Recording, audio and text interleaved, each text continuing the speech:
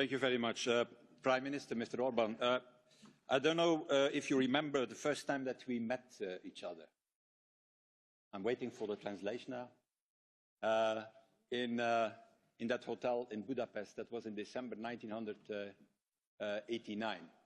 Don't remember me the name, but I remember your meeting because, first of all, I had a meeting with SDSZ, the old Liberal Party, and then I asked you, as the leader of Fidesz, why you are not with your mother party here in the meeting room. And you explained why you did it. And it was just a few months, I remember that, before the successful participation of Fidesz in the first free elections of Hungary. By the way, at that moment you were helped by George Soros. I remember that. And that with a program at that time that was more or less a little bit more progressive, I should say, than the program of the SDZ at that moment. I should say more social liberal, a little bit like Emmanuel Macron at that time. So I should say you were the Emmanuel Macron of Hungary in 1989. I don't think that Emmanuel Macron will be pleased with what I have said today. So I didn't say it in French, so I hope that it doesn't make a lot. But let's be honest. A lot changed since 1990 and since 1989 when we saw each other. You changed. You dumped your democratic principles. And in a certain way, you don't, you say it openly. I want to create not a liberal democracy, but I want to go to an illiberal state. And the list is long for the moment, what you have done. Harassing NGOs, chasing away critical media, building walls, your attempt also, your opinion to reinstate the death penalty in your country, even when it is not possible based on our treaties. And now you have decided to close down a university. And my request to you is, how far will you go? What is the next thing?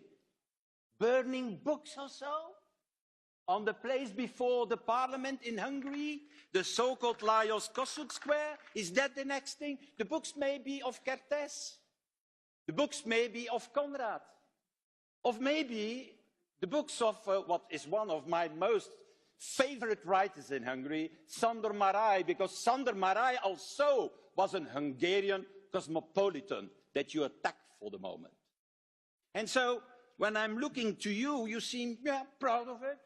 Fantastic that I can tell it all here. And what I see more and more is not a proud conservative, because in the meanwhile you have become a proud conservative. No, I see a sort of modern-day version of old communist Hungary.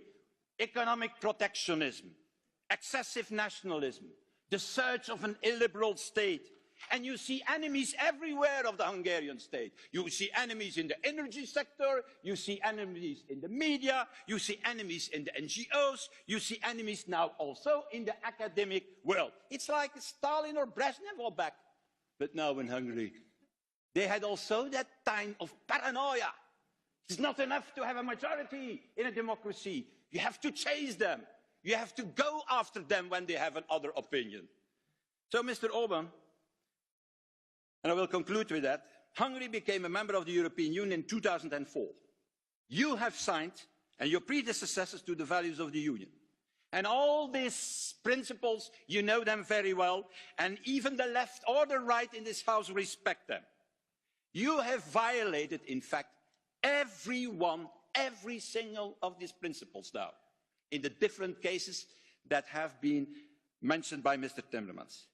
And yet what you want to do is to remain member of the European Union. Well, I have in fact more respect for the decency of Eurosceptics, who are at least saying, well, I don't like the European Union, I don't like the values, and I go out. You want to continue the money of the European funds, the money of the European Union, but not the European values.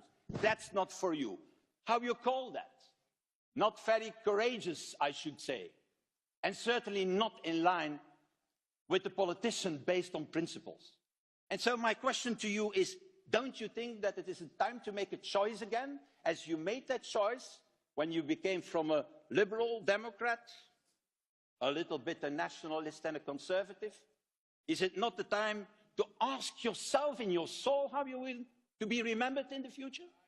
Do you want to be remembered as somebody that liberated your country, Hungary, from communism, and that you did, or want you to be commemorated as an eternal enemy of our open European democratic society.